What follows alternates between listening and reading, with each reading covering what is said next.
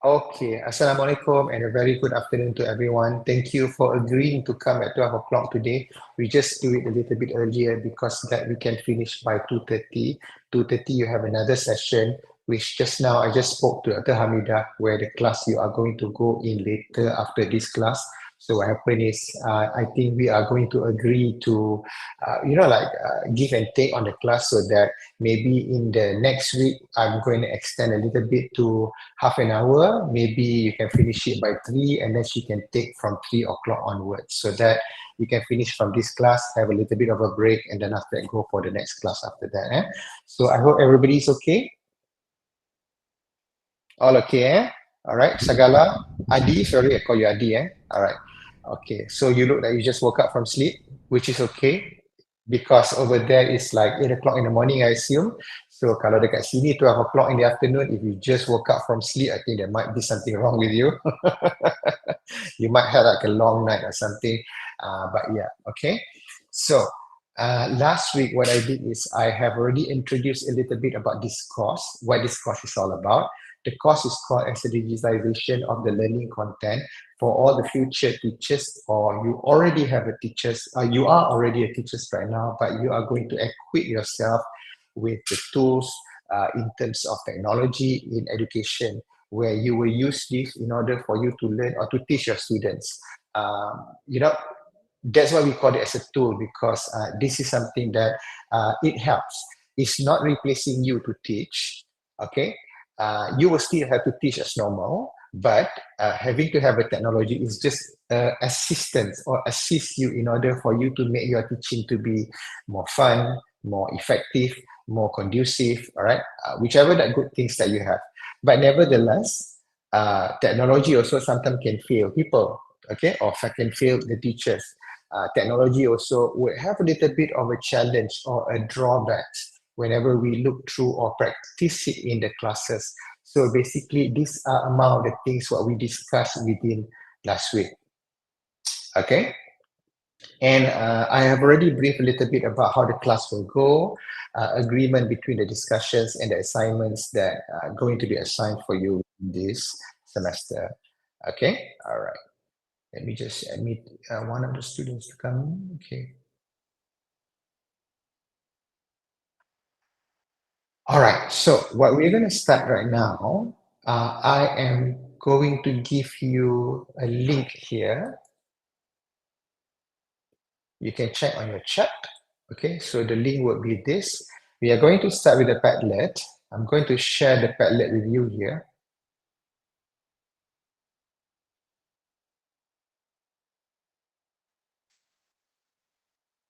All right, I hope you can see this. We will start off with a bit of a game. So I hope you guys are on your computers, but not on your phone, because if that is on the phone, it will be a little bit difficult to see this on the small screen. So Padlet is also another technology. Dah pernah pakai Padlet before this? Have you used Padlet before?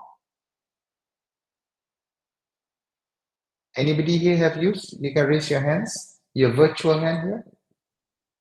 Tak pernah eh? Okay, Nazreen have used it. Okay. So what is it that you use with Padlet for?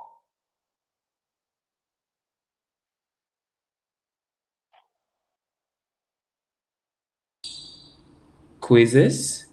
Quizzes, okay. What are the others or the main essential things about Padlet that you use? Or, like where is actually most practical to use for?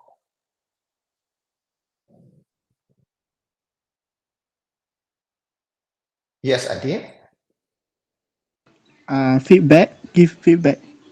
Give feedbacks. Okay. All right. Good, good. Okay. For me, usually what I use is Padlet. I always use this as like a platform or a canvas, like for you to do like brainstorming, to get feedback, to get ideas and so on.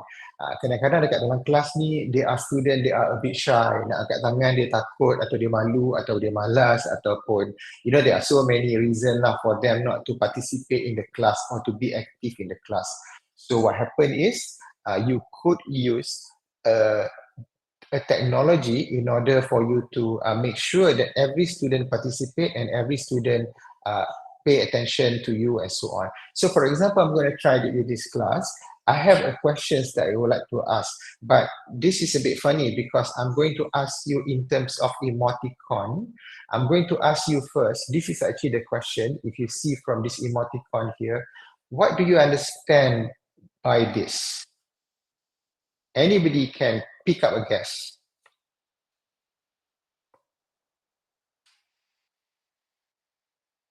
Anybody want to try?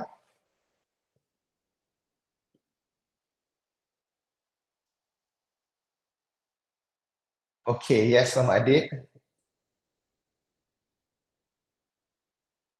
What could be a sentence that you can use it here? Macam teka-teki, ada riddle this morning, this afternoon.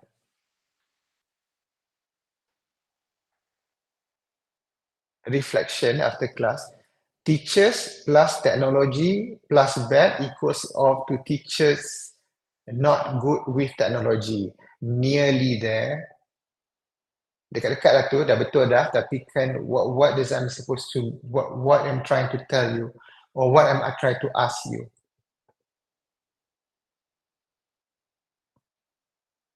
Anybody, one more want to try?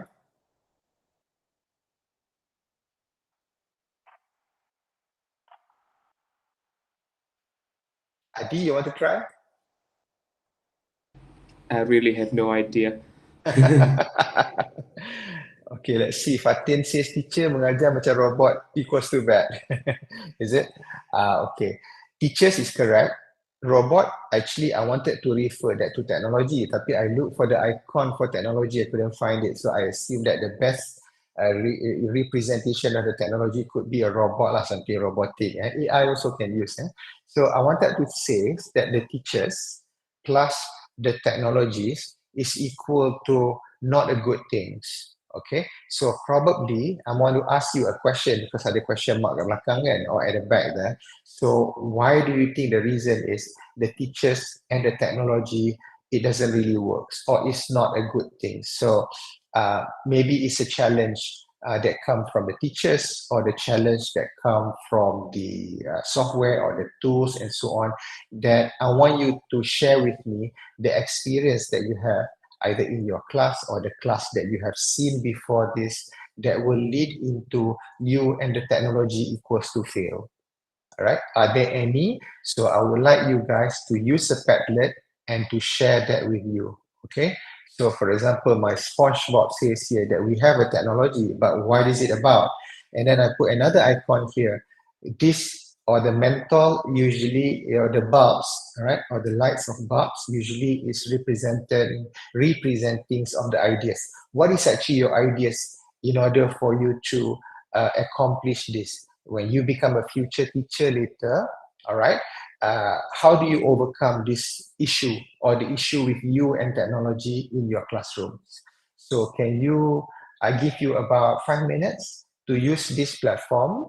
All right, try to figure out on your own, okay, how to actually use it. You will see there is a button plus at the bottom here. So what you can do is you can just like click here, all right, and then after you will see there is such a thing here, and then after that you will see that you can put a bit of a title, what you wanted to say, and you can write it down, and then you can just use, for example, the pictures or the links. You can use a document, you may want to use a picture, or you can actually add up like or search for an image online.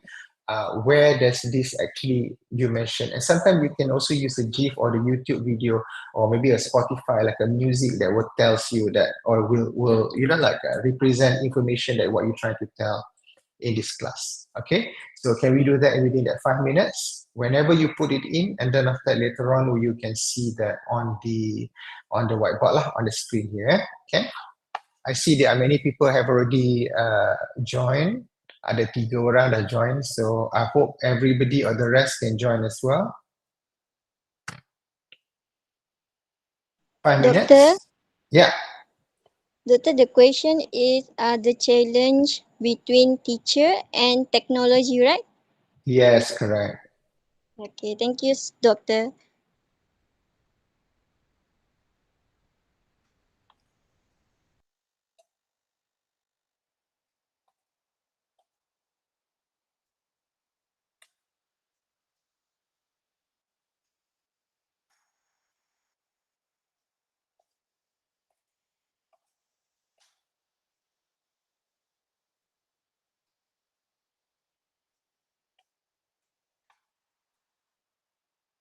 There.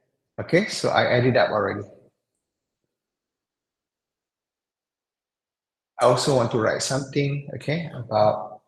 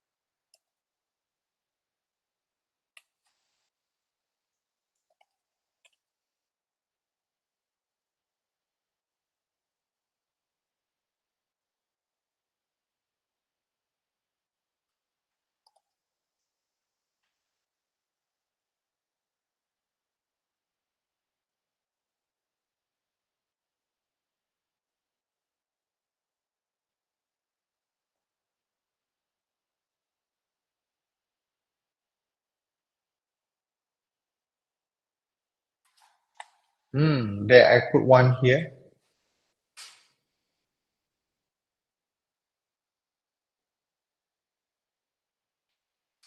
Teachers prepare dramatic slides, but suddenly internet lost connection. I can understand that failure.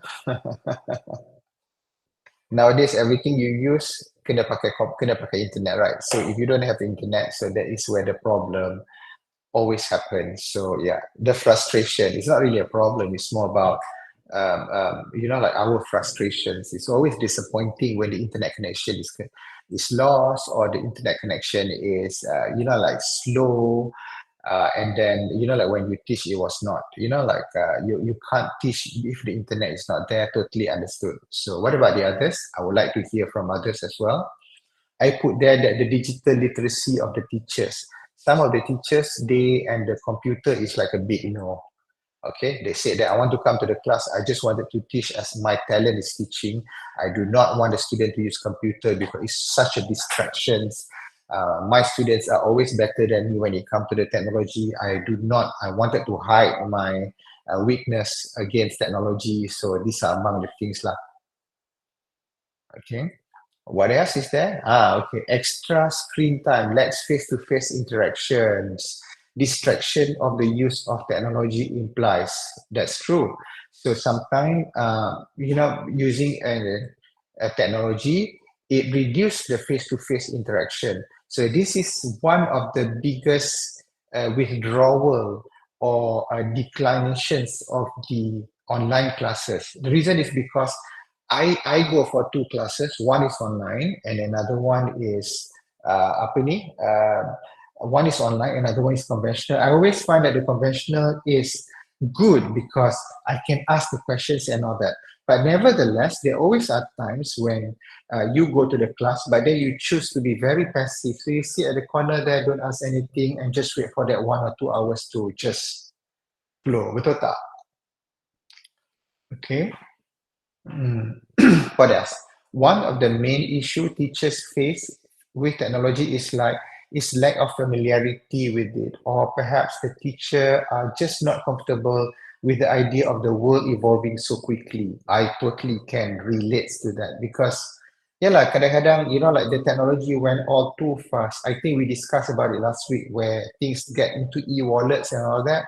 Me at the age of like middle age ni, like find it's a little bit difficult for me to adapt myself into paying and buying by using e-wallet. So it can relate to the educations where like where it actually matters.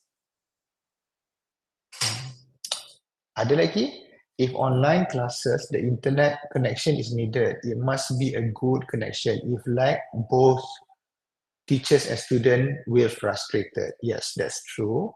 Okay, so lacks of internet connection. Not all places with internet connection. I see, that's true.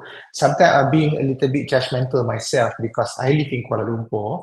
Most of the places in Kuala Lumpur always come with a good internet connection. It either with the 5Gs or it can be with the, like LTE connections, and the Wi-Fi is accessible literally everywhere. I totally could understand if you come from the village or the remote area where the internet connection can be a little bit compromising. So yeah. This one I like. Expensive gadget. Not all can buy or afford to buy it. That's true. But sometimes also you see on online cart or online shopping, you can buy like a cheaper, maybe computers, or maybe you can buy like the cheaper iPads or the cheaper tablet. But at the end of the day, the quality can be compromised. So that is also another challenge of using a technology. Technology always comes with the price tags. Example to use Kahoot. Okay, you can use a free account, tapi it's limited. But what you can do is you can always use a subscription. But then the subscription you have to pay, and you know lah, teachers usually doesn't come with a good salary package. Do you agree with me when I say that?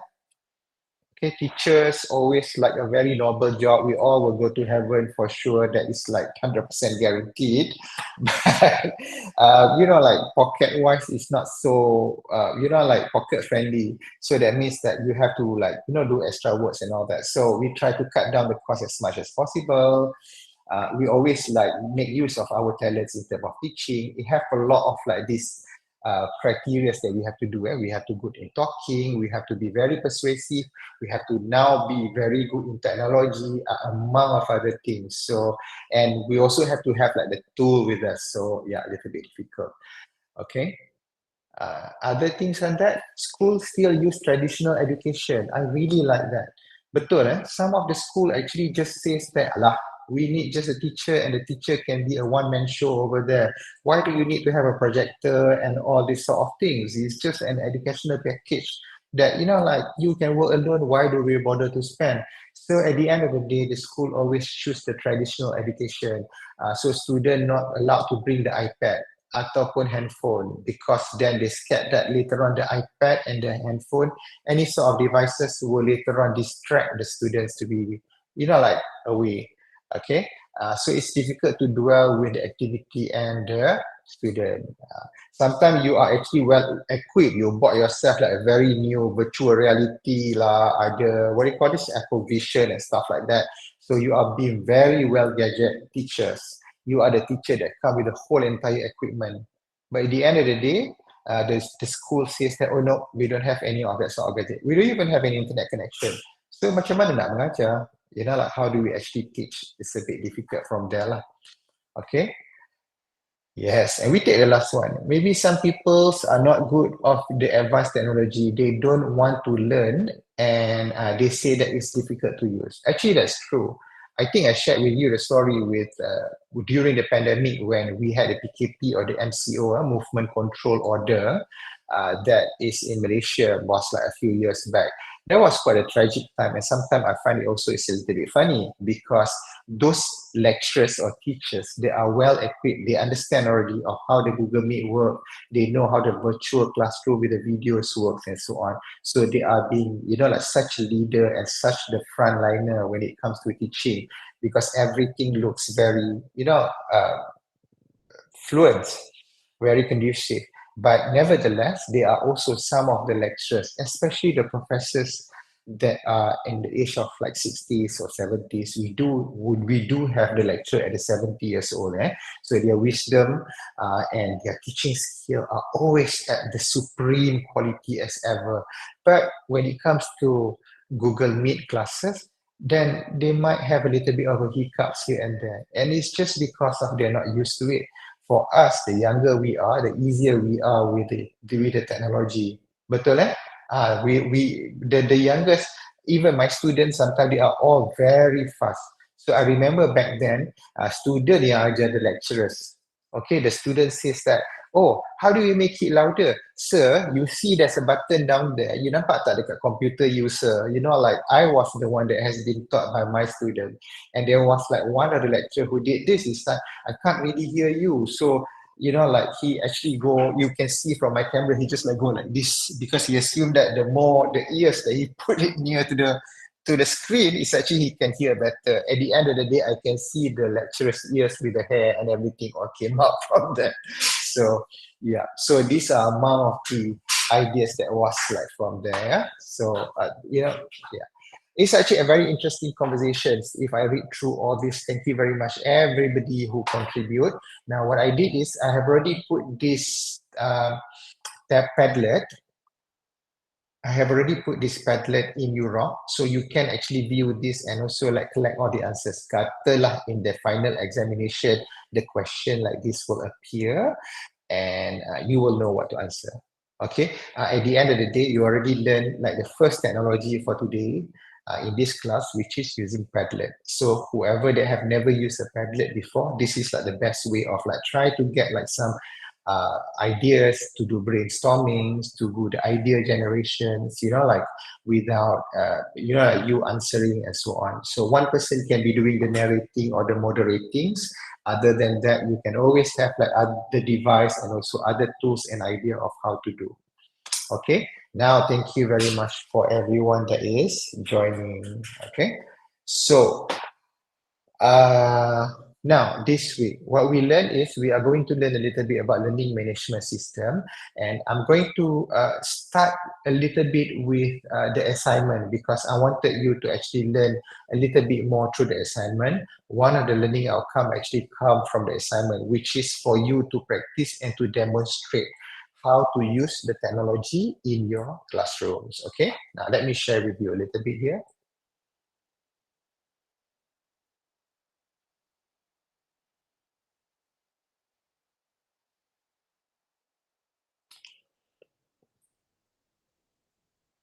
Okay, I hope you guys have already go through to your assignment, right? Any question that you like to ask from the assignment? Okay, so let me just brief to you back again a little bit. You have about 30% which falls under the group assignment, and what the task that I have given you is to design and also to implement a mini e-learning module. So you don't have to do for the whole entire class. You just take or pick up like one lesson or one module. I want you to expand a little bit of how you can use a technology in order to teach in your class. I give you in a group of 3, now either the group of 3 or the group of 4. So if you see from group 5 and group 6, I have already added like one student in there so that you can have like 4 people. Okay, so I believe that you have, some of you have already created the WhatsApp group in order for everybody to go and to do discussion and so on. Okay, at the same time, in this LMS, we are using UROX as an LMS. You may take controls into assignments, submissions, and so on. I'm going to give you an example. If let's say you go into people, all right, and go to the project group or to the group that you see there, I'm actually showing you from my view, yeah. So I think Shabir and also Mas Norjana, you still have to assign or choose your group, either group 5 or group 6. All right, can you do that before the end of the class? Because kelas kita ada 6 minggu saja. This is second week, meaning that at some point you have to start already lah. Yeah? Okay. So, let's say I take a group 1. Group 1 ada Muhammad Adib, ada Nazrin, Nazira, and also ada Norziana. So you all have already communicated yourself, eh? All right. What you can do is, you can later on do a WhatsApp group of your own, do some brainstormings or some idea generation. You can actually use your own either video calls and all that. But another video course that I can actually show you here is Jitsi. Have you heard Jitsi before? Okay, so let me just show you Jitsi Meet. Okay.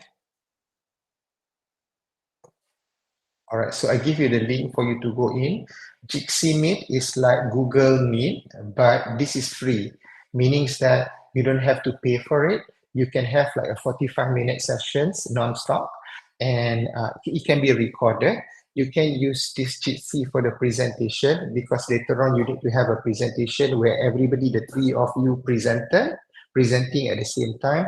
You can share your screen and so on, and you can record and you can download your recording at the same time. So I believe I used this Jitsi before, and I always suggest my student to use it for their own assignment. This is like the free or the easiest way for you uh, to use what do you call this, a virtual classroom or the virtual meetings tools. Okay, kalau tak pernah pakai lagi, probably you can learn a little bit. If you have any question of how to use it, we may discuss this a bit later lah, right? Okay. Other than that, if you go into your group, for example, I go to group 1 here, if you see there is a 3 button at the side there, ada nampak tak ada like a dot button here? Okay. So this button is actually for an option. You can go to the visit the group homepage. Now under the group homepage, you will see there is a home, announcement, pages, people, discussions, files, and collaboration. Now this is actually your content or your parts of your UROPS, meaning that you can edit this and you can do anything that you want from there. For example, if I put the announcement of the group 1, all right, I can just put there like, hello everyone, okay.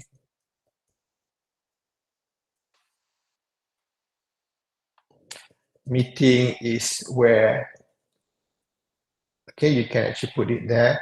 And then after that publish. Now you will see that this announcement will only be, sorry, can only be for your own group.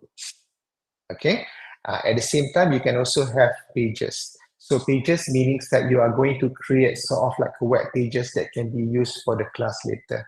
So you can click on the add and says that this is like submission or lesson 1, for example. And then after you can put here, this is page for lesson 1. Yeah. All right. So see. So you will see that it looks like what the lecturers have been putting on their LMS or have been putting on their UROPS in order for you to see. So it's basically the same concept of how the teacher can do for the student, and you as a student, you can actually be using the same particular content.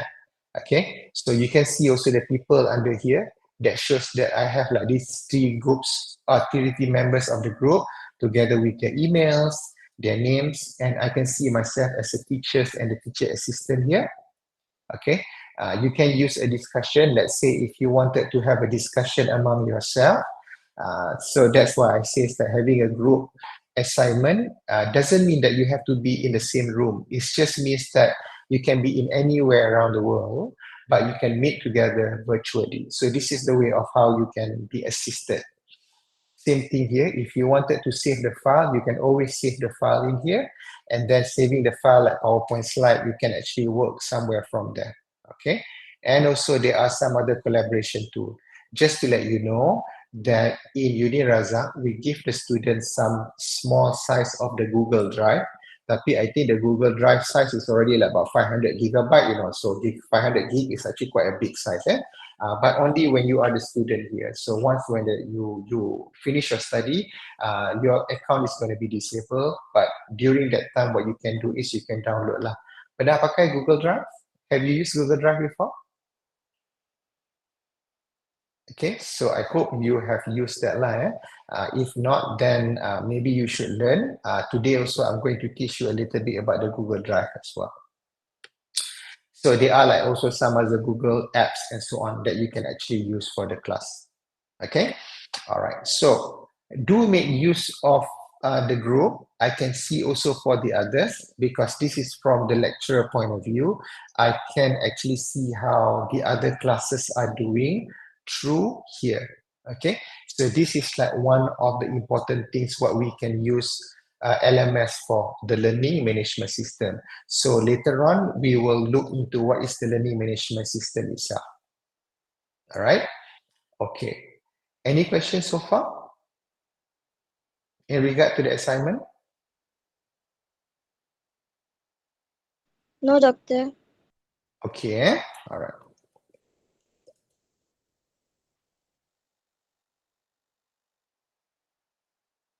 Kalau ada, Okay. So let me just, Doktor nak tanya, yeah. assignment ni kena submit week berapa doktor? By right, they're supposed to be week 6. Maksudnya toward the end of the Okay. semester lah. Maksudnya toward the end of the module 1. So semester kita semester pendek maksudnya 6 minggu saja. Tapi at the end of the 6th week. Tapi I can actually give you some extended time until week 7. Tapi week 7 tu tak boleh lebih lah sebab by right after that 1 week, you already starting to the second modular ataupun the second modular have already started by then. Okay, so that's why Okay. kalau boleh to submit faster lah. Sebab tu lah kalau boleh you all nak kena start cepat.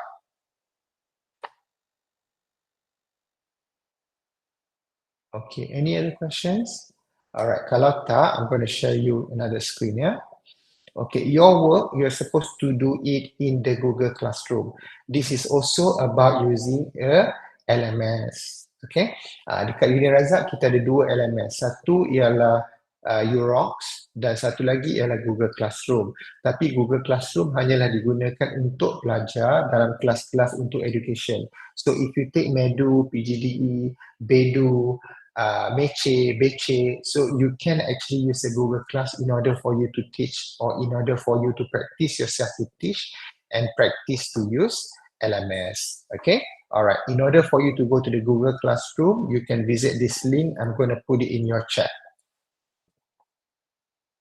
Okay, all right. So I have already assigned you in the group of group 1, group 2, 3, 4, and 5.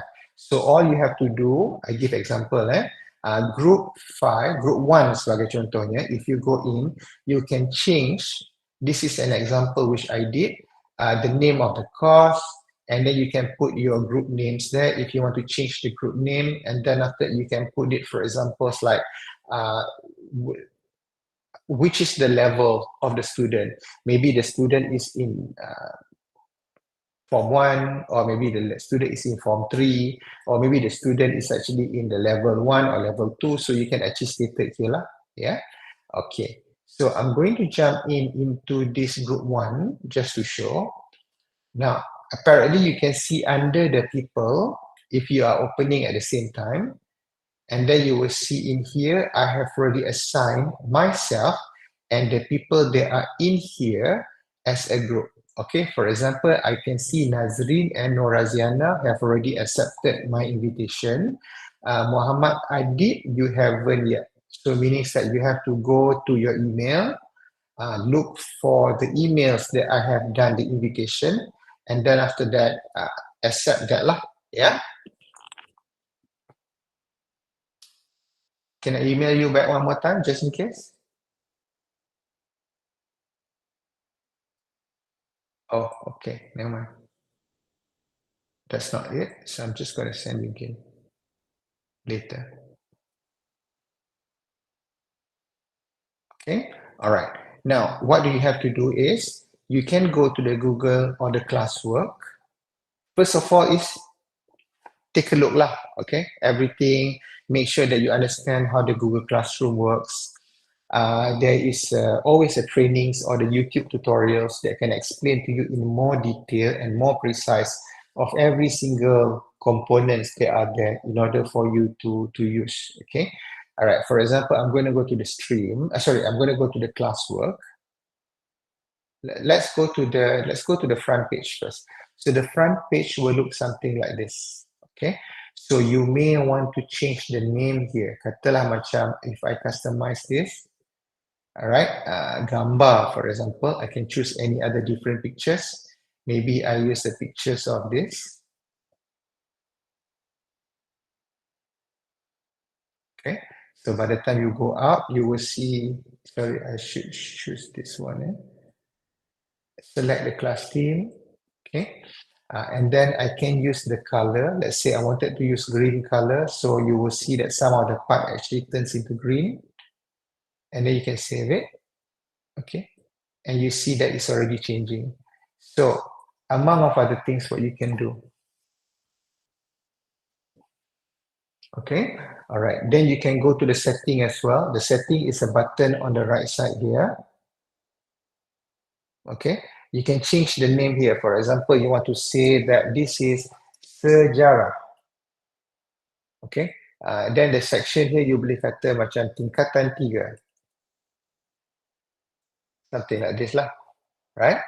Then after you will see that later on it will change and so on. So understand how, like you can make control so that the student will be able to see it. So this is basically making you to be more on an online teacher, meaning that you can actually teach online using a LMS or the learning management system.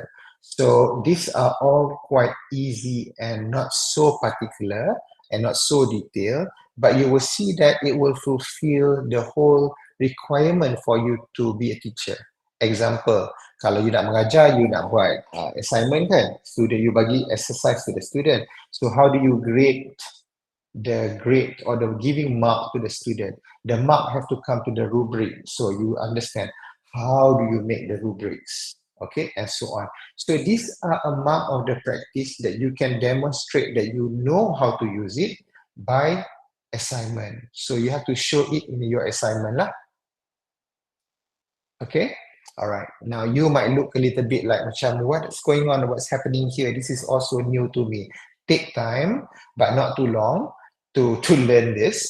Okay, I don't really have time to show you bit by bit and part by part lah. But if you want to, we can do it within the consultation sessions that like it will leads into you doing your assignment. Okay, all right.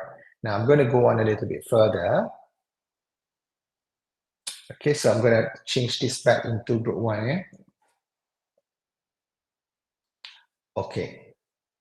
So that is a class setting. I'm going to disable that. Okay. Announcement to the student. You can always put the announcement here. Then you can choose to which group. I mean, I am the teacher in all the 6 groups, but you might be only the teacher for only your particular groups. Okay. All right. When you are finished later on, you are going to, sorry, let me just finish this first. If you want to put the assignment for the students, you can always put there, or you can also choose to watch which particular student that you want to put in. Tapi sekarang student tak ada, so only all student come out lah. Okay, inviting the student. So you can give the student the class code. If you see the class code is sitting here, okay. So how do you can invite? If let's say you have a projector, you can just put it on the projector. It looks big so that the student can just come and see this. Okay, all right. Or you can also give the link to the student. For example, I can copy this invite link and I can put it somewhere, maybe in the WhatsApp group and so on. The moment when the student click, and then after that they can actually accept and also go into the classes. Okay. All right, so let me just show you an example from my class. I have a class here which is Tamadun Islam and Tamadun Asia. I think I showed you this already. If you wanted to come into my class, I have got a couple of students here. Okay, a classmate, but I can invite the others as well if you want to, as an example. All right, so but I think my class has already been archived, isn't it? Let me see. The class has already been archived, so I can't invite you in already. But anyway, let me just come back to the class earlier, PGDE Group 1. Okay, now I'm going to jump into a classwork.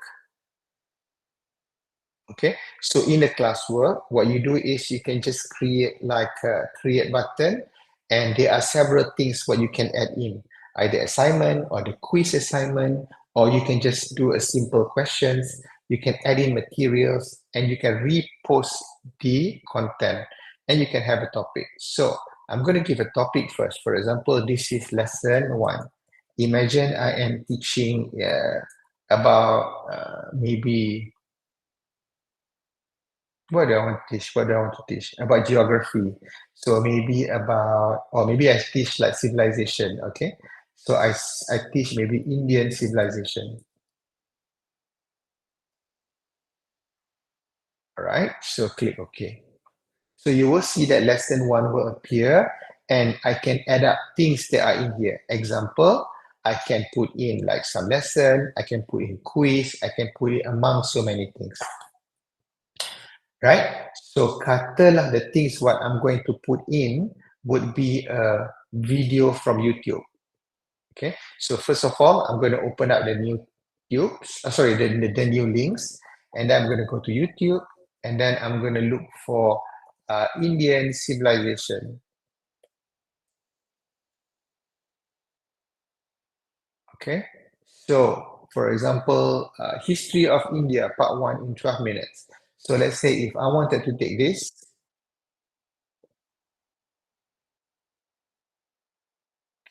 sometimes there always be like some advertisement that to monetize your YouTube video.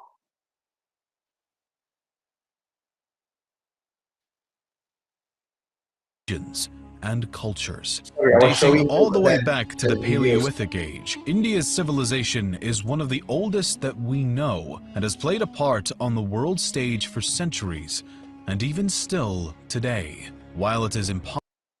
Okay, so you've seen this. Let's see, if I wanted to have this video, first thing what I do is I will just copy the link on top. Okay, I'm going to jump into here again. Okay, and then I want to go to the classwork. So I have here lesson 1 Indian civilization, but I can just create that again. This time I'm going to create that as a material because I'm teaching kan. So if I teach, that is a material. So click on the materials, then I put that as lesson 1 Indian civilization. Right? So you can be a bit more descriptive about it. Okay, but what I also want to do is I can attach what I want from here, which what I will attach is I'm just going to attach the YouTube. Okay, so I can just edit it, right? Then you will see that it's there, and click the add video button, and then I'm done. So I will just click post. But before you click post, you will see at the bottom here, this is a topic. Meaning that I have to choose a topic here, which is lesson 1 Indian civilization. And when I click this, post, I can also see what are the other options which I can do. I can post right now, I can schedule it to some other times, or I don't post it yet, but I could save it as draft because I'm working today and then I don't have time to finish it. But what I'll do is I'm going to finish it by next week. Okay, or maybe like a day after. I can still do that, or if you wanted to withdraw or discard what you have done, you can put it as a discard draft. Okay, but this one I'm going to choose this as post. So the moment when I post it, you will see that now it comes here already. So how does the student see? So I can just click on the lesson 1 Indian civilization. If I click this, I will see there's one video. And in fact, you can put more than one video if you want. And then you can click here on the history of India. History of Indian. The history And then the video of will come India up is as a filled pop-up. with incredible stories of thriving civilizations, religions, and cultures. Dating all the way back to the Paleolithic age, India's civilization is one of the... Okay, so this is how you actually show or teach the student. Any questions so far?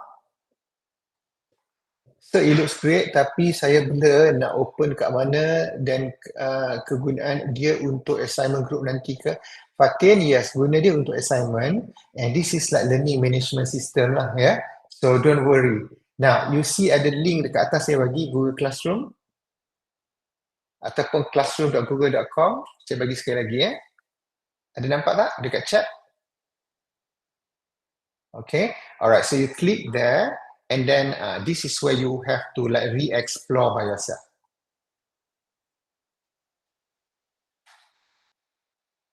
Boleh, no problem. Boleh, okay. Baru je tadi kita buat.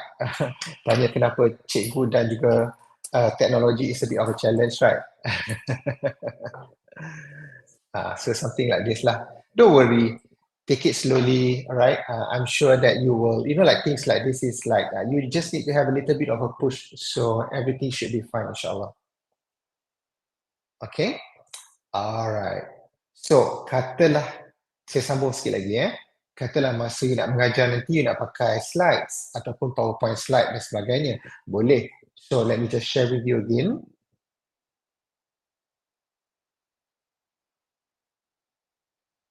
Okay. So far we are here. Okay. So the student will be able to see this. But before that, I also wanted to put a little bit of the content in here. So for example, saya nak letakkan PowerPoint slide. I will create here the create again. Okay. I can use a materials. Okay. Dalam materials ni, there will be like a button here that called as create. You see the button create ni Alright, so what you do is you can click on that button. Nanti dia akan keluarkan document, slides, sheets, drawings ataupun forms. Okay, so let's say what I want to use is, I want to use a PowerPoint slide to show the student for that week. So I can choose a slide. Okay, it may open you into another tab. And then I say that this is a slide for today. Okay, like for example, week 1, Indian civilization. Okay, so you wanted to say that this is an introduction.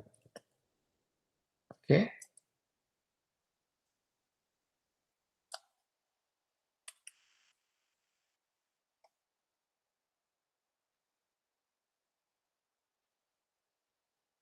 Something like this.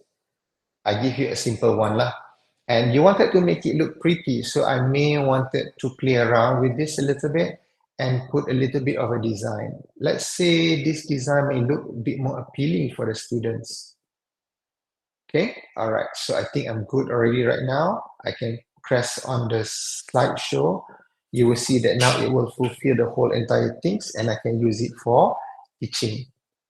Okay, right, so I'm done and I can just like close this. You will see that right now, okay. Oh, I forgot to put the names of the presentation. So I'm going to put it back again on top here. It's like Indian civilization. So actually I did. So, oh, I think I deleted that already. Sorry. I create again, So I go to materials and then add, and then here I put here as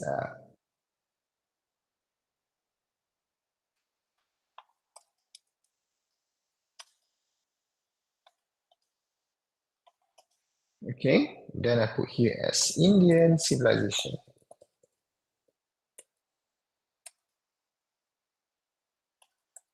All right, an introduction.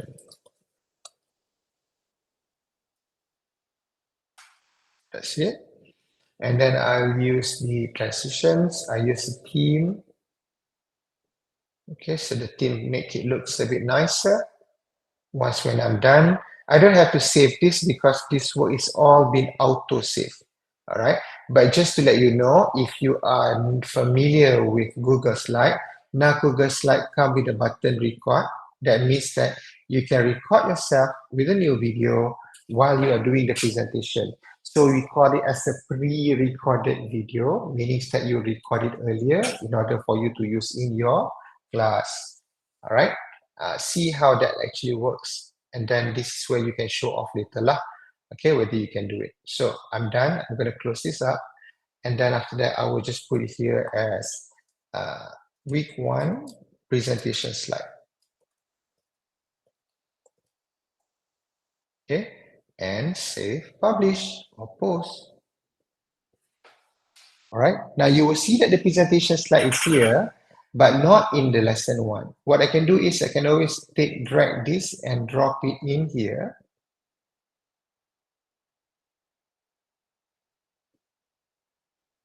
It doesn't show that it will want to go, but let me just see. I can edit this and put it under the topic of in lesson 1.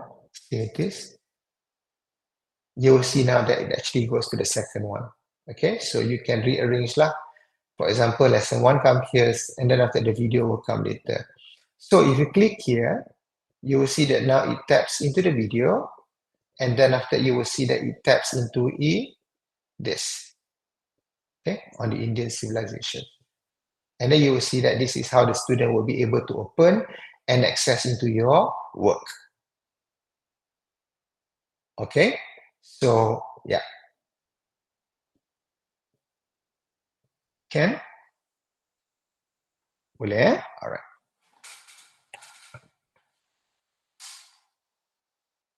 Okay, so maybe a bit more, right? Let me share this again.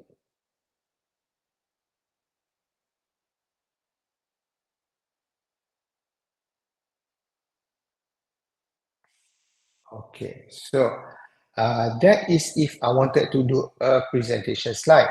But what about if I wanted to do assignment?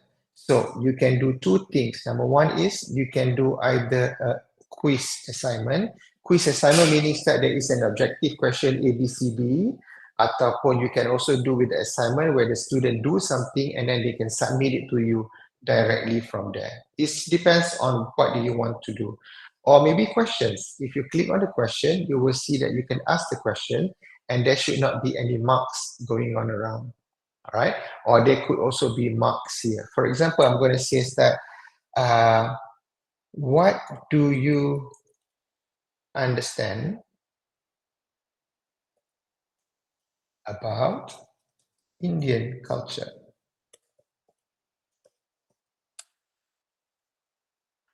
Okay, so your question should be in either multiple choice or to be in short answer. Maybe I choose to do short answer. Okay, all right, and then after that I can set it here. The topic should be in also in week 1 or the lesson 1. You can put in the due date. When do you want it to be due? Okay, it's meaning that setting up the deadline to the students. At the same time, you can also set up the grade category. So this is something like a rubric, meaning that the student will be able to be marked according to the numbers. Okay, so for example, I can set up that the scale here to be added and so on. Now I'm going to show you the details because then after that, you know, like that will be too much for you and stress you out. But you may try this on your own later on and you can show it to me that what you can afford to do. Okay, all right, so I will ask.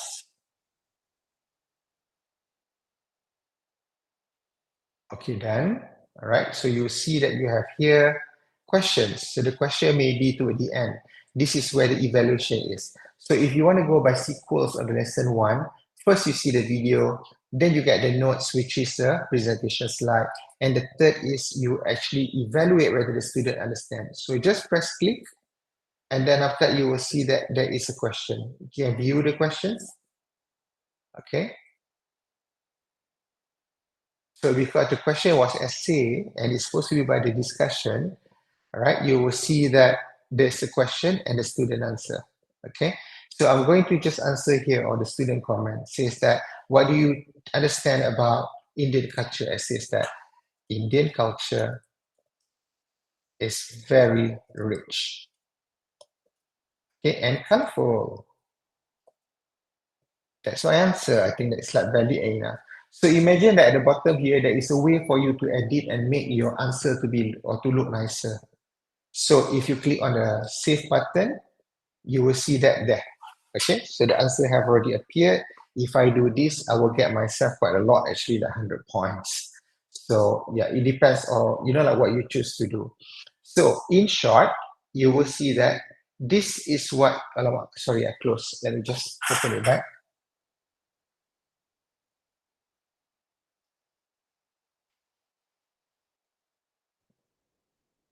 Okay, so if you see, the assignment is requesting you to do this. And you can be very creative about it. Some other, you know, a video, you want to do PowerPoint slide, you wanted to do like a flashcard, or maybe you wanted to take some technology from somewhere and then embed it into the Google Classroom. The more that you do that, it shows that the more of how the digital fluency have already affected you. Okay, All right. And you can also use other stuff. For example, if you go to the Google Drive, I'm going to go to the Google Drive on my own right now.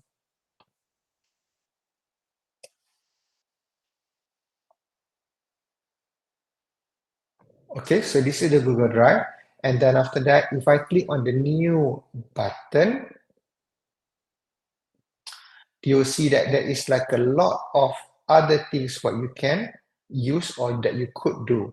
So if you want to go and venture this, and you can demonstrate to me in the class toward the presentation later, and you will see that whether you're going to get good marks just because you just explore technologies, so that it will teach you later on whenever you teach in your own class. Yeah. I hope I'm still okay. Yeah.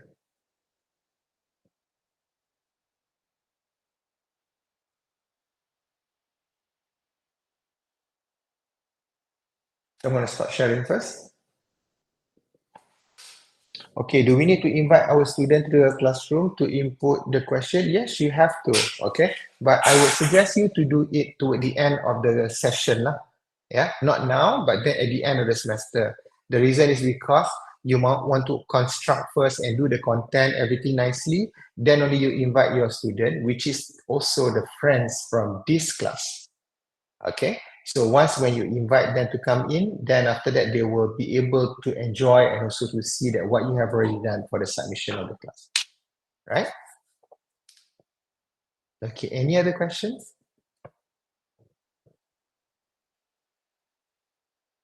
Hari ni a bit sleepy, Even I also feel a bit sleepy. I don't know, I think it's either the weather or maybe the fastings or maybe it's Saturday.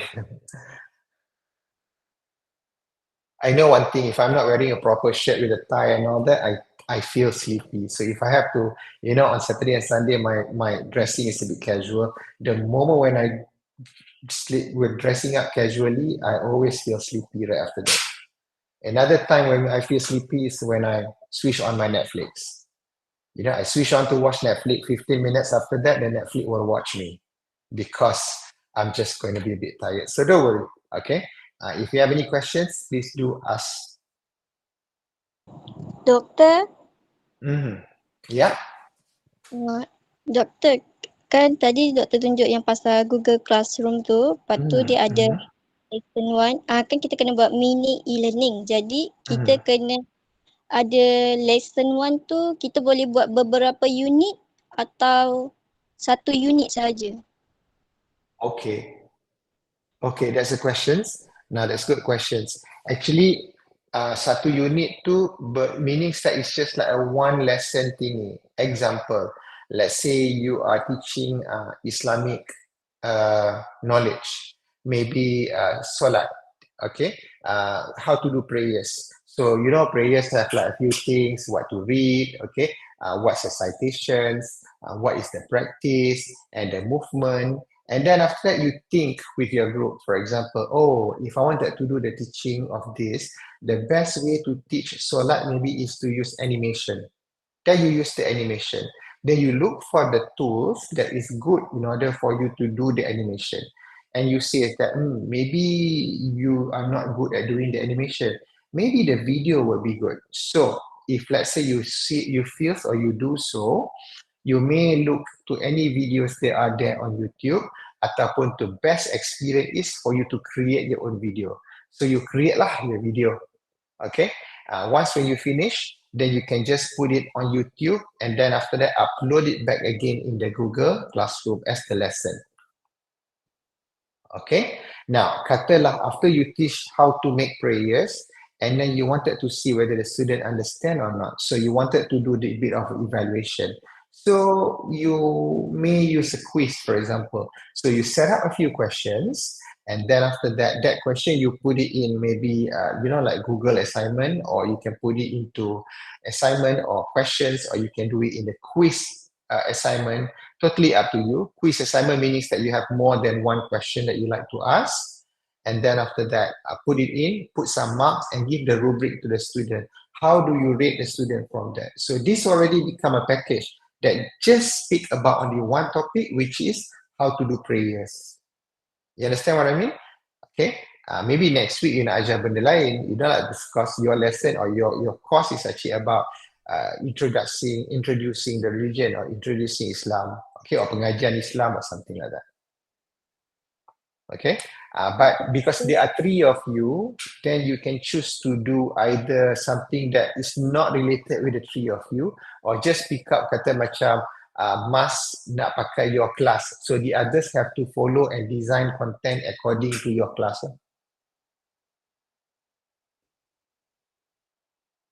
Okay, do you get that? Yes, doctor. Thank you, doctor, for the information. Just to explain to you a little bit of like how do you go about, because this class, the assignment is just like that, meaning that this is, you know, like how to make use of the technical lah. Next week or every week I'm going to introduce you like with new tools. They are later on going to be like gamification, there will be quizzes, there will be like, this week is just about LMS, so I'm going to teach you how to use LMS lah. Okay, all right. So I'm going to just add up a little bit more. So let me just share with the screen again.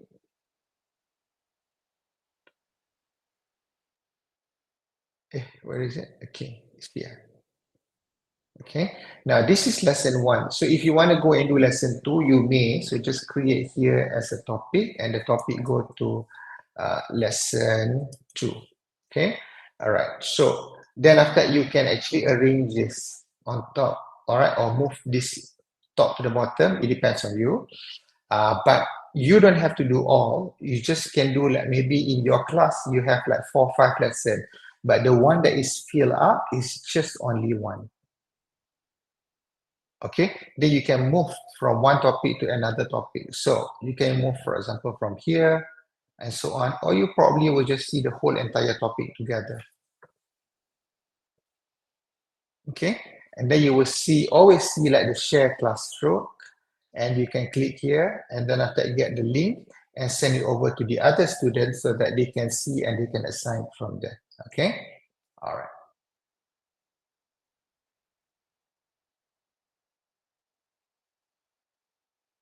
Okay. Understood. Okay, and then you have here people. So the people you will see, they are student lah, right?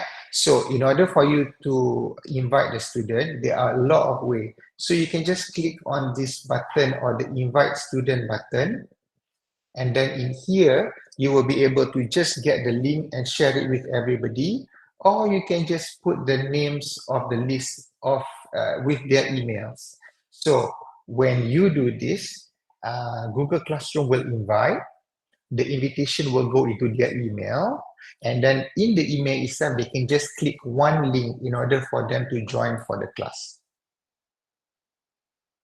Okay, so that's how you actually invite the student in. Secondly is, if the student are already in here, then you give some assessment that require gradings. So you do gradings, but after that, you will see that later on, sekarang ni tak adalah because I don't have any student yet. You will see the list of the student and then what grades do they get from there. Okay. Now, I believe that most of the teachers here, whenever you do the markings, the grade will go to like what, Excel? It goes to your Excel, right? Okay. So if it does go to your Excel and all that, now see, that is another technology. But Google Classroom try to avoid you to use Excel because Excel belong to Microsoft. So they have what we call as a spreadsheets. So it will go into your Google spreadsheet for the later use and all this. Then it become like a bit of a data collection. Yeah.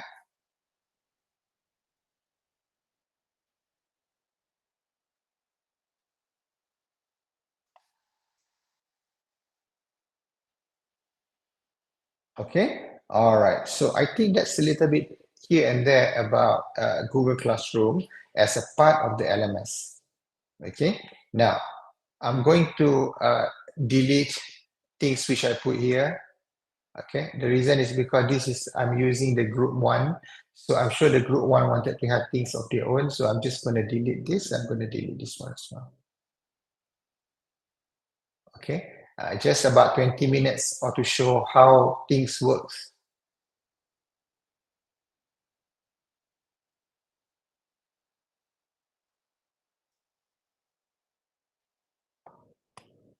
Let me just delete this first.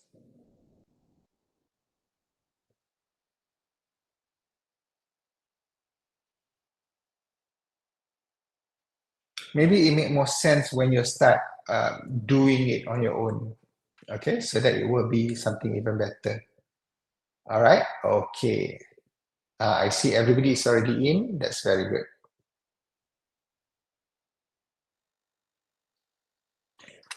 All right, so I'm going to continue to teach a little bit more. Do you need some breaks? Short breaks? Okay, all right. So say 10 minutes.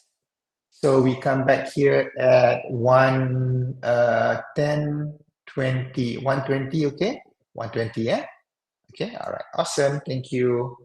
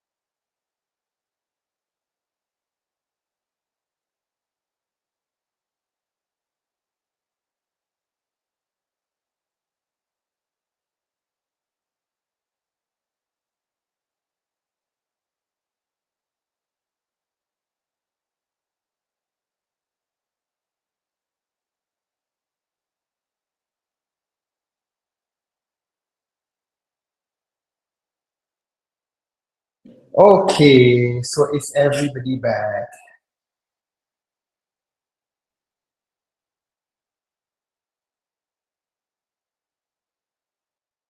Dah Alright, so I think the class, kalau you don't want to make it too sleepy or a bit too monotone, then probably you have to participate as well lah.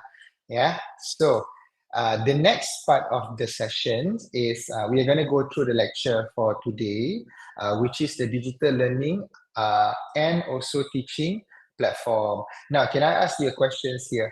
How many of you here have or used to ataupun pernah or ever become an online teacher, or the definition of an online teacher? Can somebody answer me?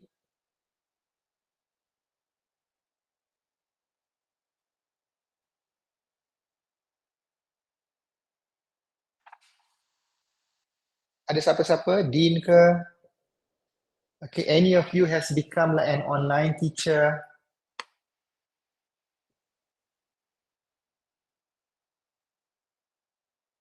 During COVID? Okay, Nur Fazlina. Nur Fazlina, are you there? Okay, can you explain a little bit about some characteristics Yes, Doctor. that you have to go through in order for you to become an online teacher? What are the difference between you being an online teaching before dengan now you are in the conventional class before? Oh no, I just online teaching during COVID. Hmm. So when school closed, so we have a online learning Mm-hmm. using Google Classroom. Oh, so Google Classroom for but you, you dah yes, familiar lah. Yes, but Sorry? I don't go for any course. I go for Google Classroom coursework, but I don't go for any professional lesson lah, any cert. But I go for the I course. see. But you did go for the course. You take like the Google punya apa tu certifications and all that lah. Not Google certification. It's a Google Classroom course, but under another organization. Under organization. Okay. Alright. Okay. Under our organization. Okay. Thank you, Doctor. Okay. Thank you. So, others, what was your main differences or things that you identify or you see when you become an online teachers in comparison with the conventional teachers? Can I see? Okay, Dean. Yes. Selamat tengah hari, Doktor. Selamat tengah hari. Saya nak share sikit. Saya ada pengalaman dalam online teaching lah macam tu. Tapi saya terus terang sebelum saya tak mempunyai banyak pengalaman dalam conventional teaching lah, but tapi saya rasa saya boleh mungkin boleh berikan sedikit gambaran dari segi perbezaan lah. So bagi saya perbezaan dia tu mudah sajalah. Ya, konvensional ni ialah kita dekat dalam classroom, physical classroom, okay, face to face. Tapi kalau online ni sudah tentu kita menggunakan platform digital lah, ataupun digital tools yang ada dekat yang ada banyak dekat Google sekarang ni lah. So bagi saya salah satu dia punya perbezaan adalah lokasi tu atau di mana dia ni. So kalau konvensional dekat fisik kena ada dalam kelas, kalau online tu secara online lah. So saya tengok sebenarnya saya sendiri sebagai online tutor, saya tak banyak menggunakan digital tool. Saya guna yang basic sahaja. So saya gunakan Google Classroom untuk assignment apa semua. Lepas tu ialah Google Class, Google Meet untuk kita punya interaction. Okay. Lepas tu Google ialah kita punya whiteboard, saya gunakan Jamboard lah. Okay, walaupun Jamboard ni nanti akan berakhir tak lama lagi dalam hujung tahun ni. So dia akan So tapi Remove daripada ni. Okay. tapi saya rasa tiga benda ni sepanjang COVID banyak membantu saya sebagai seorang online tutor. So itu perbezaan dia lah. So konvensional dengan online itu yang paling ketara bagi saya lah. Paling ketara. Okay. Alright. Thank you, Dean. Sama-sama, Doktor. Yes. Yeah, that's actually true. Okay.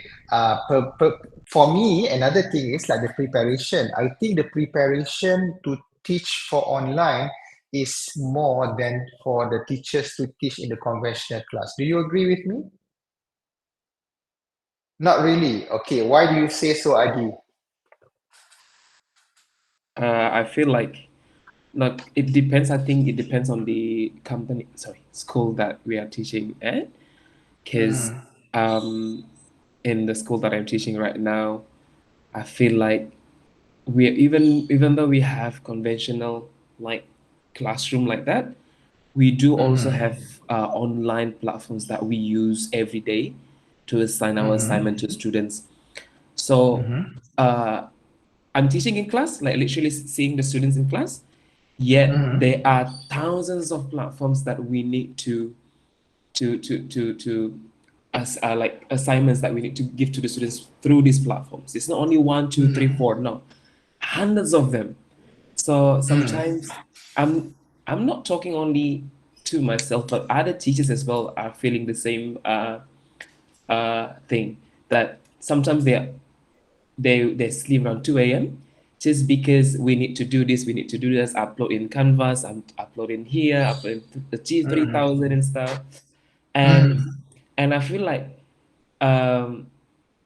having all this is not, how do I say?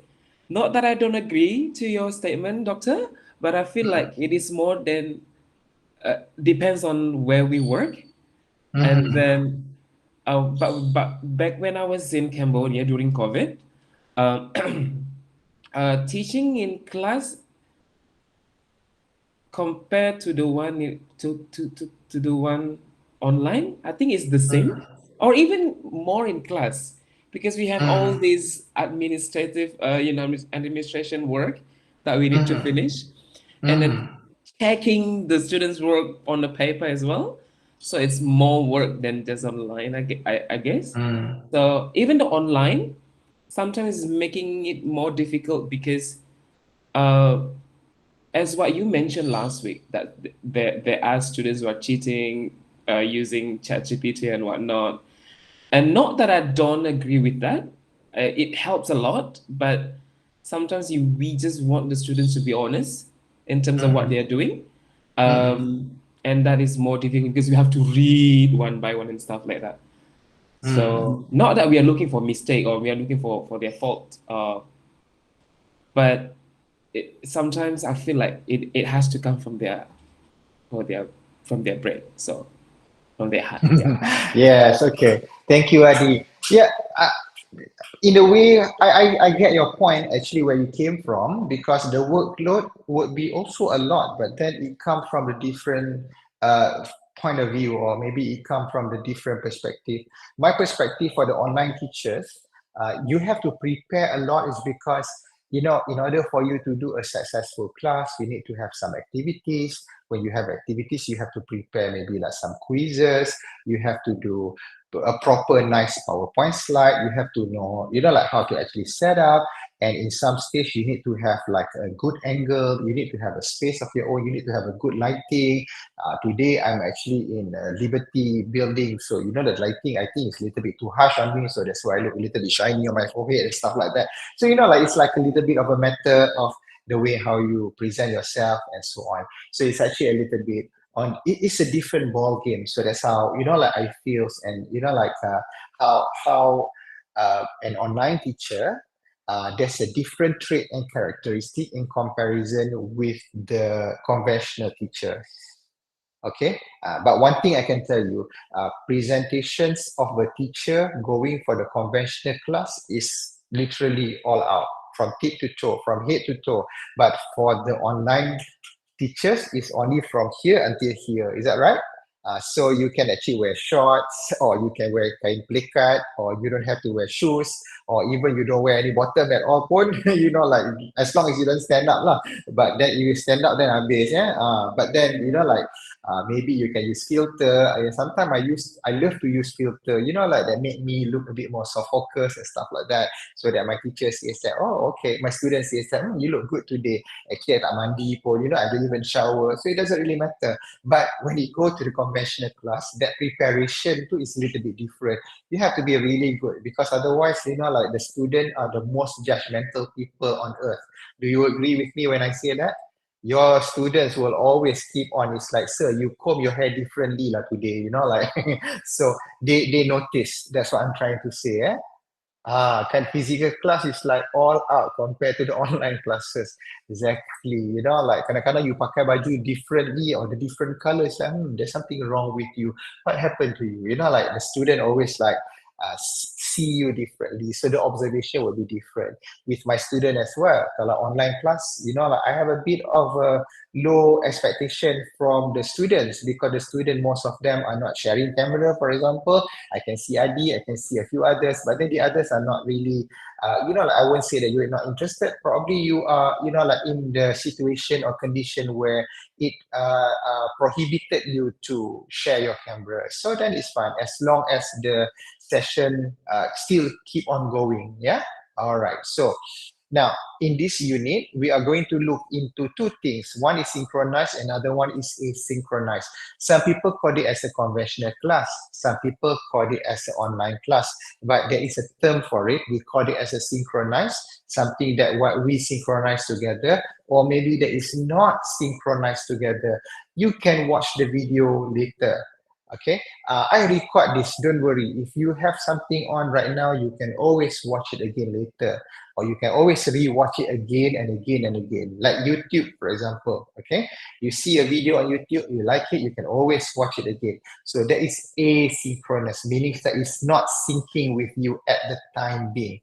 Yeah, conventional class is very live. It's like a concert. You watch it now and then that's it. So if you are not there, the concert is not there anymore, then that's it lah, it's done. Okay. Now, in order for you to make asynchronous to be proper in the educations, you have to learn or explore the learning management system. Itu tadi yang kita buat. What we did just now is we explore the learning management system, either through UROX, the platform that we use in Unirazak, or the Google Classroom, which I find is quite synonym and is quite familiar to most of the teachers. Sebab I believe that most of the teachers here use Google Classroom in your classes. Okay, kalau you guna lah, if you use it. If you don't use it, then it's okay. This would be probably the first time for you to use. All right. Now, let's discuss a little bit about the e-learning here. Now, do you imagine that someone sitting behind the computer clicking on the next button over and over again, like what I'm actually currently doing for you right now? Imagine this is me just like looking ahead on my computers. So I think 10 years ago or maybe 20 years ago, people will say this is a crazy things to do, because I can do it in the home by myself. And if people see me or observe what I'm doing, it's literally like me talking to my own computers. Okay, that orang kata orang gila lah, you know, like crazy people. You know, like 10 years ago, 20 years ago, you don't see the people who are talking to themselves as they use this thing, you know, like what we call this is like AirPod or any Bluetooth earphone, and then you know, like receiving phone call and also like talk, you know, like, and then walking on the road and the streets, talking to themselves. So I remember before, now my brother will say, tengok tu orang gila, you know, like walking by himself and then after talking. But now it is not crazy anymore, because everybody is actually using that for a living. Okay.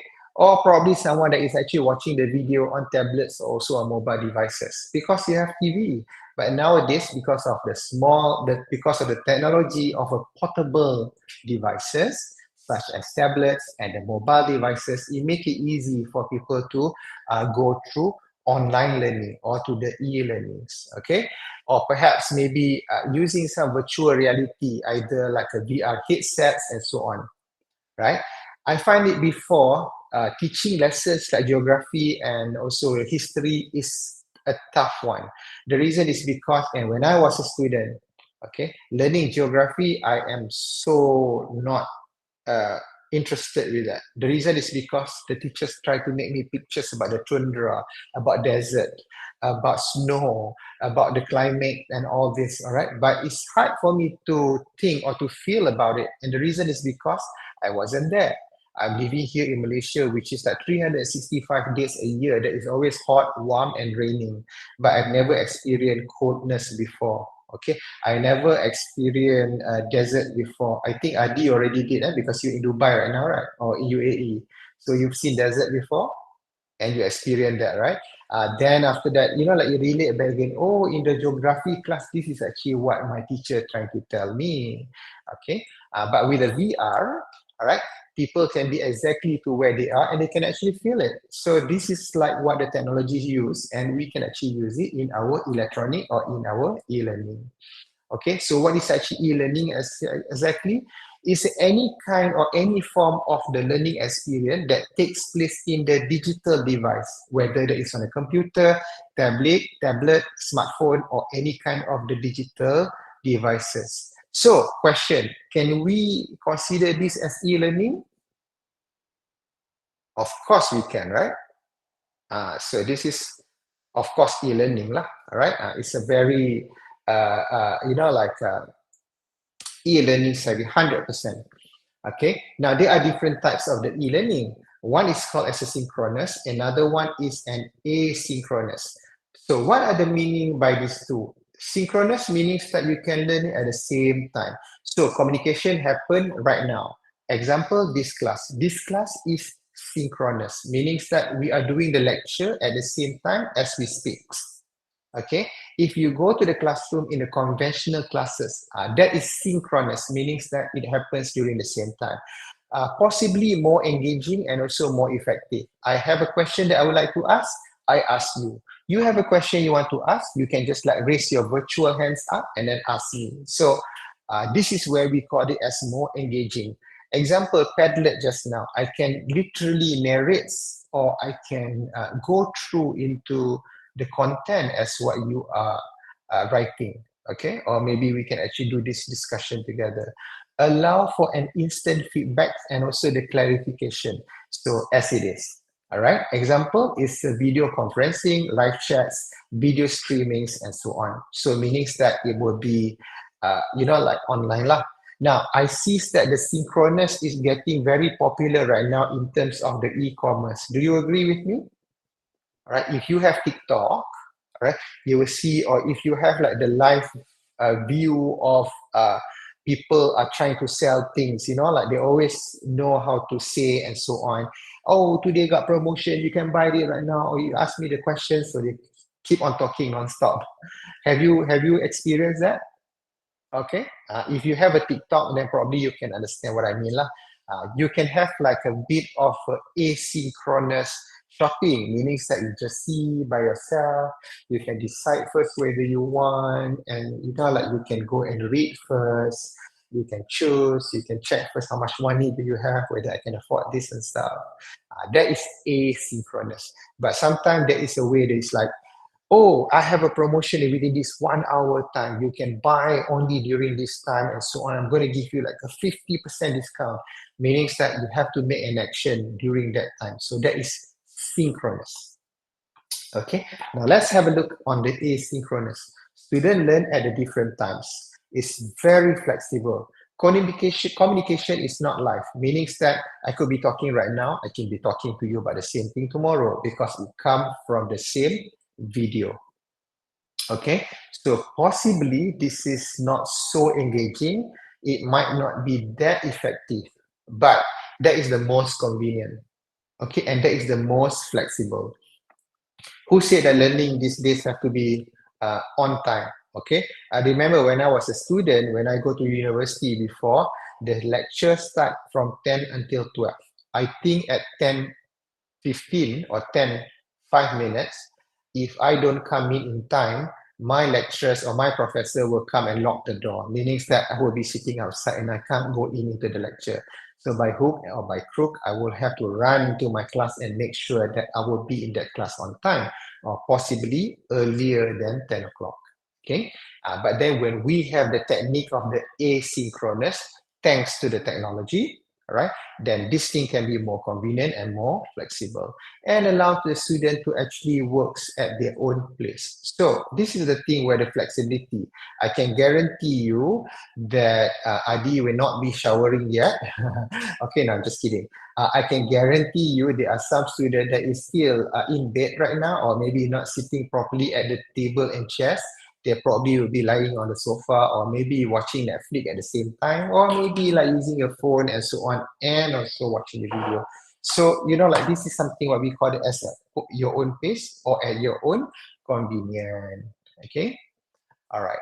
Now, this is actually a types of a schedule or tables that explain to you synchronous and asynchronous in relation to our student, whether they are passive or whether they are interactive. Interactive means that we are trying to create a more active student. I believe that the first part of the lecture just now is a bit more active. The reason is because I made you think. The reason is because I made you type something. The reason is because I made you go through and explore Padlet, meaning that your active mode is already on. But I believe that now maybe your active mode have go down the hill a little bit to the passive. And the reason is because this is more like a virtual lecture. Your activity would be maybe depending if I have a question to ask you or your question to ask me. So your taxonomy or your bloom probably would just be about listening, or maybe just about listen and understand. Okay? Yeah. Now, learning path can't be that easy. So that expectations of the online classes is always like this. It's about the straight lines. Okay, just like when you do like a lecture, or maybe you come in the class and teach, you always thought that you know, like being a teacher is to explain and to give instruction to your student. It's like the moment when I tell something, the student will get it. Do you feel that is so? What do you think?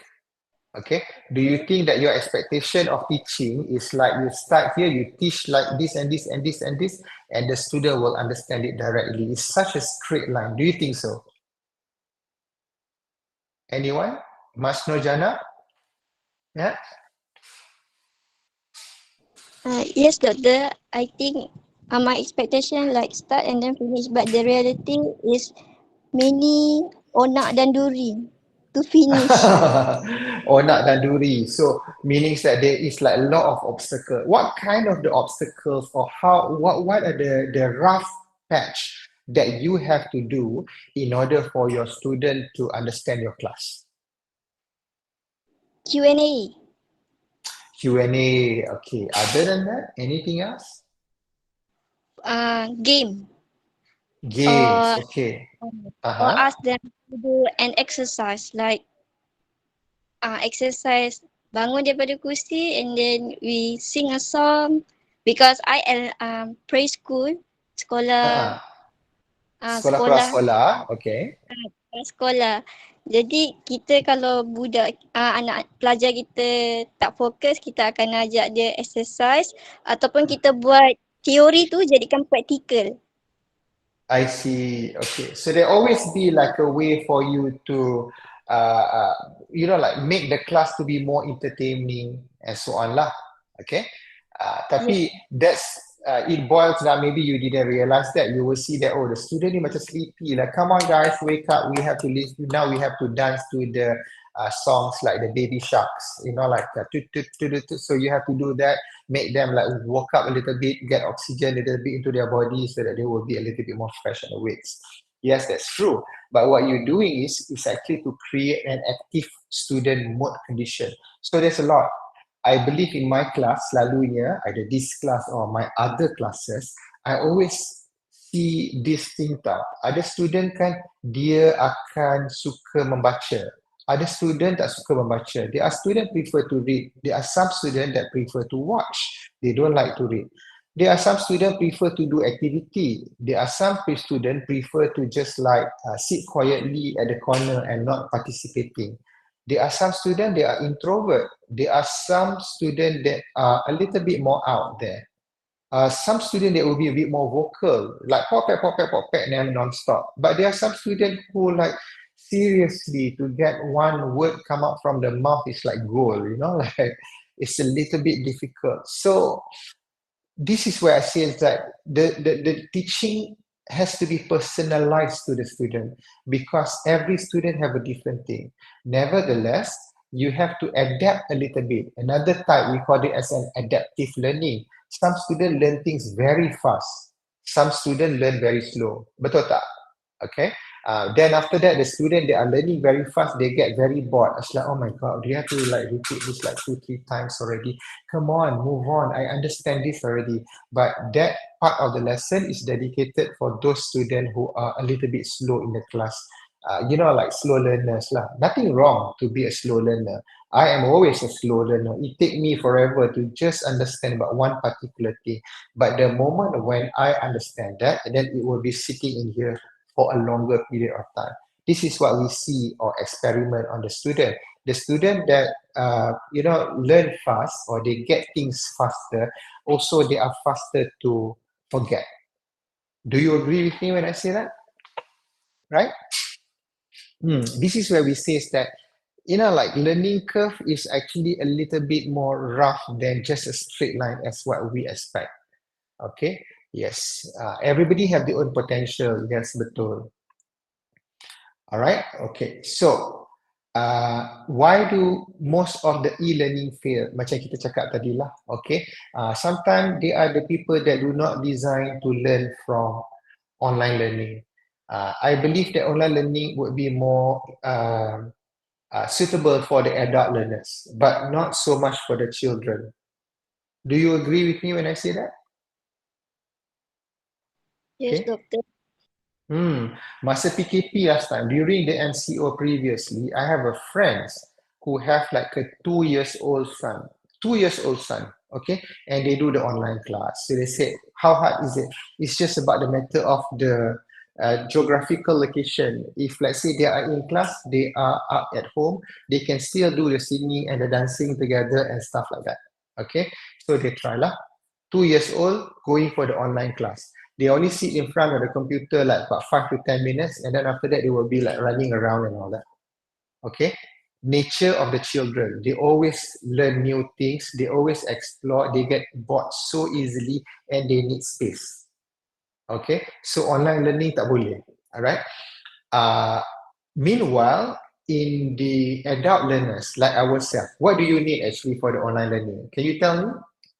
All the adult learners, pelajar-pelajar dewasa ni, what is your expectation for your online class? Do you want to sing and dance together macam you with your kids? Dean?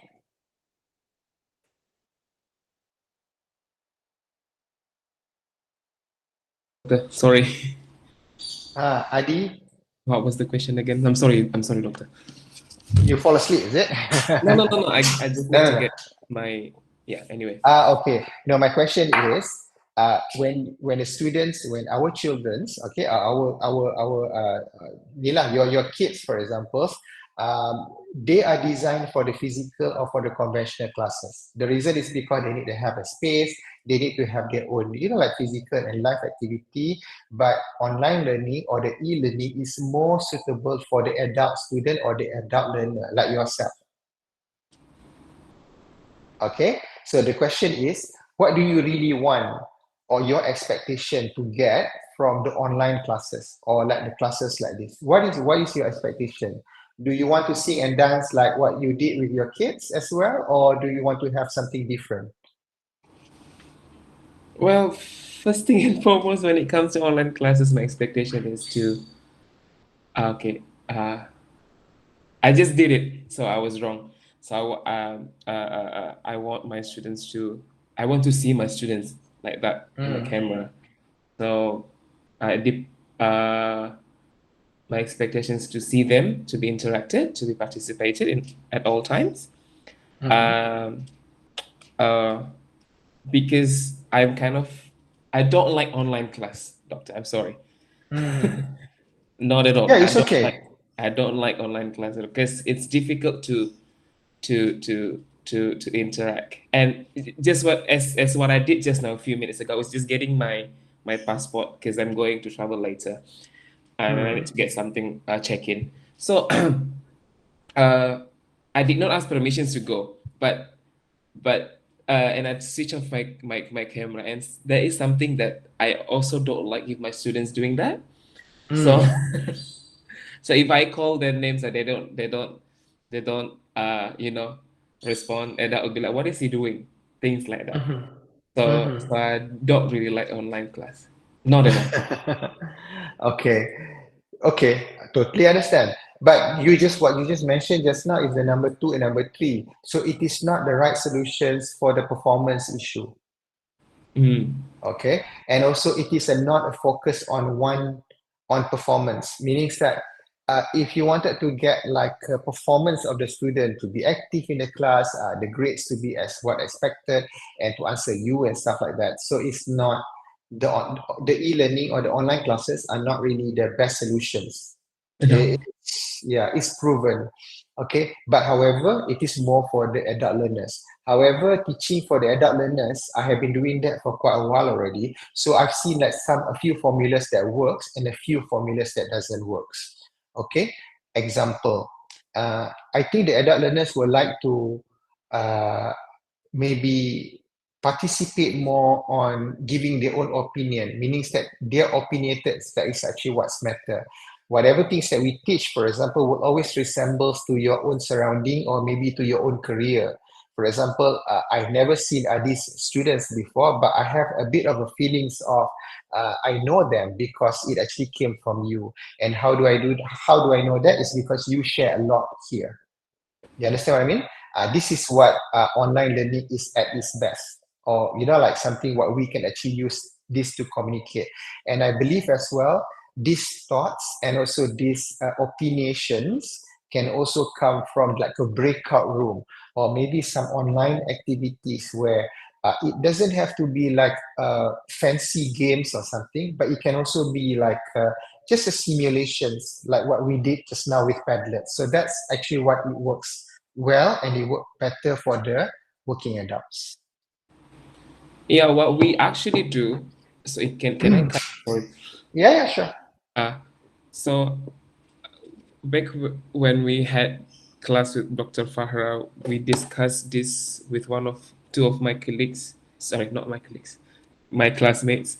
I forgot the name of the app that we use. That there was like discussion, and then we had to answer the questions and whatnot, and it tells how many answers we get right and then how many answers we got wrong, and that is really good. And other than that, like, we use different app in here. We call them Nearpod. So where we play live together. So we'll see our avatar. It's like reaching up to the top. So who's number 1, who's number 2, who's number 3, and that scoreboard, yeah. At one point, I see that is something that's really good for online classes. I see. So thank you. So you see here, teaching and learning activities. This is something what makes the online class to be more lively. For example, presentation, assessment, creativity in the classroom. For example, like you said just now, using Nearpod. So Nearpod, there are several others like, for example, on top of my head now is like Kahoot, and you have Peardex, which you are going to learn with me in the classes later. Not this week, but then in the week after when we do the gamifications. Conference, debate, breakout room, class discussion, brainstorming, like using a Padlet just now to just do the brainstorming, especially for those, I wanted to have like an overall, all the students are doing together. So these are among the things that makes the online learning to be a better solution for teachers and also for students. Okay, all right. Okay, let me just go through. So one of the things for you to know is actually about learning management system. So learning management system is what you are going to experience and to learn it independently in your assignment later. Okay.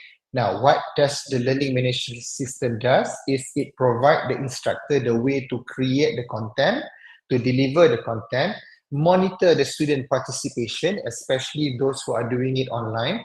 I can show how you're actually performing in the class later. Would you like to see? Analytic is quite fun. All right. Assess the students' performance. All right. Okay. Now, these are some of the key of the LMS. Of course, it's AI generated, but sometimes the AI generated knowledge can be a little bit overrated, because when people see the capabilities of something that answer to your questions, and that is where like everything can be answered through AI. So that's not 100% correct. AI is just used to help, but then the thing is, it doesn't really give your brain or your skill to be analytics, to be more, conservative. It's not really an alternative. It's just something to support you and to help you. That is an accessibility. The automated administrative tasks. Now I don't use Excel anymore to tabulate the marks. I can just simply export. Everything is all auto-graded. I even have right now an AI grading. For example, like you send me a submission of an assignment.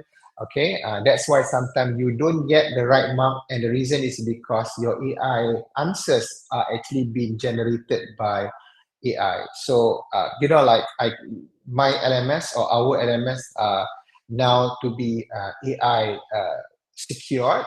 All right. Other than that, it's a platform that you can consider. Like something that can save you time and money, and also some unnecessary hassle. And also it provide the personalized learning path. Personalized macam I cakap tadi lah. Some people learn fast, some students learn slow. If they are in the conventional classes, it's a little bit difficult for us to personalize. Okay, because the whole techniques that being in the conventional class is all the students are the same. We cannot pick up which is the favorite student and which is not the favorite student. True. But at some point we does do that. Whoever that is always like teacher, that is my favorite student because you are my favorite teacher. So the moment when the student come and compliment the teacher, really you look nicer today, then probably that's my favorite student already. Whoever that's sitting quietly like look grumpy at the back there, then that might be like the student that is not so favorite. But yeah, human factor lah. Okay. And of course, there is a cost management. This is where the learning management system actually as its best. Okay. All right. There are several learning management systems out there. If you want to know that Unirazak is using Canvas, this is the one in the middle. But I'm pretty sure that you will be soon familiarized also with the Google Classroom. Other than that, there are Moodle, Sakai, there is a Camilo or Schoologist, and some are using Open Learning because Open Learning is one of the LMS that has been widely used for the massive open learning classroom or the MOOC classroom. Okay. Yeah. Now, LMS has been used a lot for businesses and also for school, and because of a lot of things lah. For example, like it reduces the training costs. Okay, imagine that you work in the factories and stuff like that, and you need to be training. You need to do training. So having an LMS means that I don't have to repeat the practice again and again and again.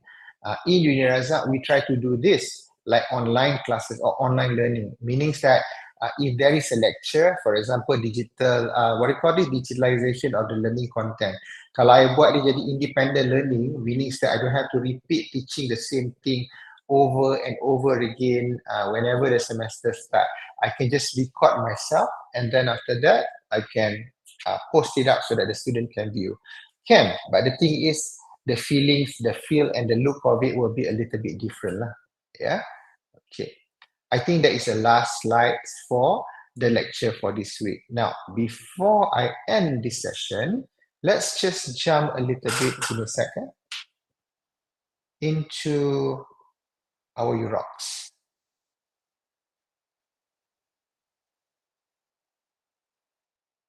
Okay, if you check in UROCs and if you go under the module, okay, there are two things that you have to do today or this week. Okay, so you see there is a Padlet which I've already created and give you earlier. This week I have two assessments that I need or require you to do. One is a graded assignment, another one is the quiz. The quiz is simple. I open it twice, so it's upskilling. You can use the quiz based on what you learned from me today. And I should put the dates here. It should be by April 6th. And one is the graded assignment. I would like to discuss with you with the graded assignment first. Okay. In the graded assignment, I have picked up one video that explains about what is actually an LMS. Okay. Whether you have used it before or you haven't used it, but based on the video, you answer this question. Number one is, why do you think that LMS is important in a particular institution? Either that is in school or that is in university. Either you teach it in the conventional class or if you teach it in the online distance learning or perhaps maybe in the online classes. Okay. So LMS is like one invention that is claimed to be important based on this video. So pick it up from there and then after that you answer to this question. Secondly is, does your school use any LMS? If yes, then describe a little bit about the system that you use. For example, in Unirazak, we use UROX. Okay, if let's say you're not teaching yet, you can also use UROC as your school reference. Okay, and you explain a little bit about that.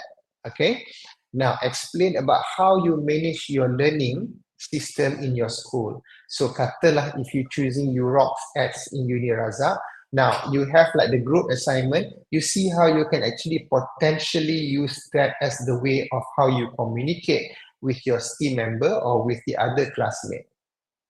Okay, yeah.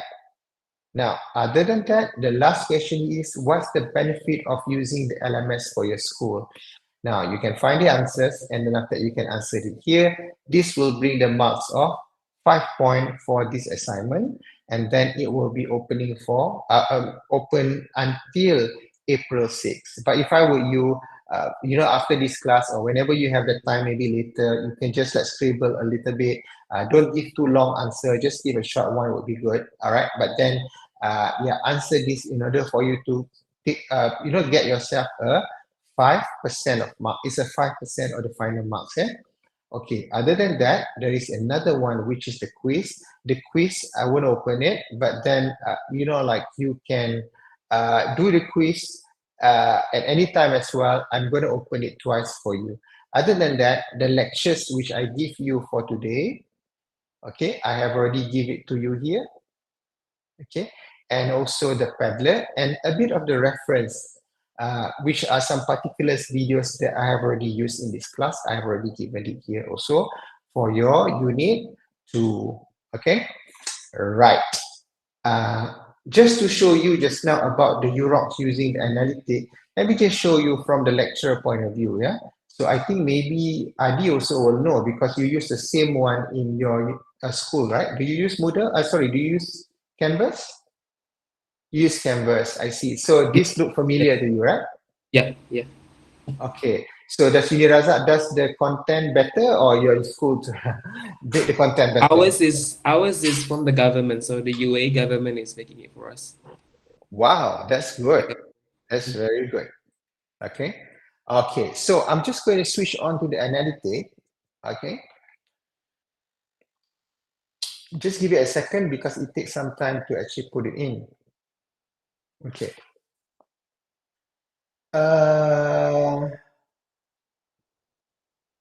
Okay. Now, the course grade here is still 100%. There's no failure of the students. But if I check on the online activity, now we are already on the 2nd week. This is like last week of the 11th of March. I can see that it spikes up, meaning that there are some students already start viewing, but only view. Participate is not yet. Okay, now reaching to this week, or this is like 18, today is not yet, it's just like a few days ago. Now it's like start off like going down already, which I assume that later on I can see that the numbers will go up as the student is doing the assignment. Okay, and on top of that, I can also see also from the student point of view, I can see who have already submitted and what marks do you get and so on. So that means that I can see that, how is actually your performance and so on. So this is among of the things what the lecturers or the teachers can see in order for you to understand the performance of the students based on their participation in the LMS. So that's why the LMS is always something that like triggers a modern learning or the digitizations of the school or the classroom now and also will be more in the future. You can still do the conventional classes. You can still meet your student because, as I said from the beginning of the classes, of the class, that technology only assists, but you still have to play your role as a teacher to do your teaching. Okay, nothing stops from there. But then we just have to tweak our practice a little bit in order to allow the digital or the technology to enhance our classroom and to enhance our teaching capability. Okay, all right. I think that's all from me. Any questions that you would like to ask?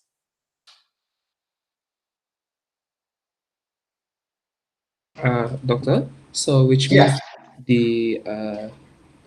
the group assignment will be by the end of this course, sir? Yes, correct. By the end of this course. I think I have already put in, let me just see. I think I've already put in the deadline. If you check on the deadline of the assignment, the group assignment, I haven't put it yet. Let me just give you the dates. Yeah, just give me a second.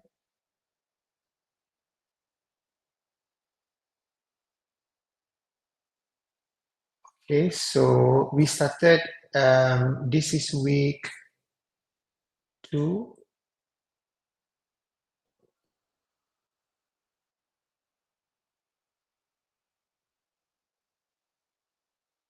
Okay, so I can actually make you to do the submission by Saturday on the 4th of May.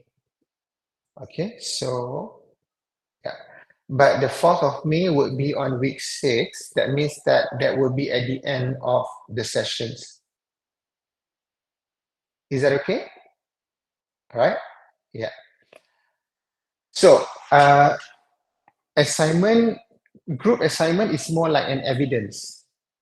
Okay, so evidence means that you show that you can do the PowerPoint slides or the Google slides. You show that you can add up the video in there. You can interrelated everything into one. You show an evidence that you apply some creativity in there. How does the techniques of you teaching implemented with the design?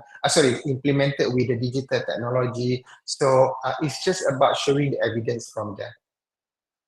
Okay, just use an example or a sample of any of the classes. So for example, so when I was doing the PGDE, I use the students that are in the smart school. So what happened is they try to show or teach science, and they try to teach, like how the life cycle of a flower, where the flower get the bees, and then after that start to put the pollen into another flowers, and then after that, like the whole life cycle start.